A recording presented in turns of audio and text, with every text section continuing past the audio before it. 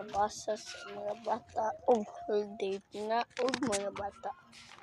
Hurday na siya o kalamat o bata. Salamat. Hurday o kabasa o hurday mo kabasa o hurday narain atong kabasa. Pabasa na yan sa ating pampabansang Pilipino. And just take a slide copy. Just take a slide.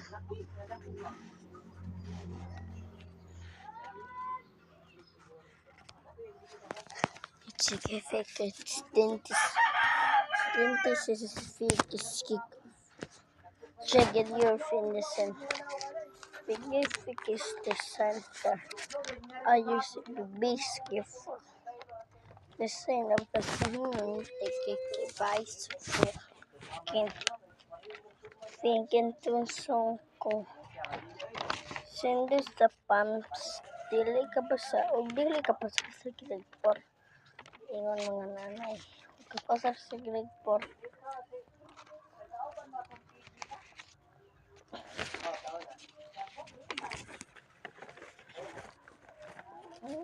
That is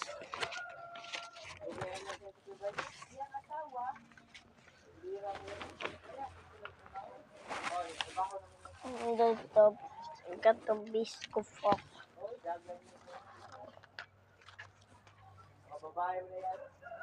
The phone and the sick. Daw bata, mga bata daw sa palit. Pagdili ka pa sa mo'y balik sa grade 1. No? Mo na balik sa grade 1 daw. Sa Honda doon ang balik sa grade 1. Kausapan sa partukan. Huwag magkapasar siya. Huwag magkapasar sa iyang mga mama. Iyang tuglo niya mama. Dili pwede. Ha? Ayang tugloin ninyo.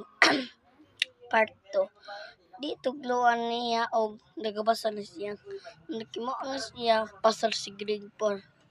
Part 4. Karon na siya naghilak. Karon na nakapasar na si grade 4. Nakiswila na siya. Napapagdong na sa siya. Part 5. Nagilak siya gilbo. Ibuna ni stapler ang iyang mata. Part 2. O part 6. Kibunan lang iro daw kani daw siya. Gibigana ay ni Stephen. Giana niya. Sugaya nagdugo lagi kang kilsi. Gilak siya.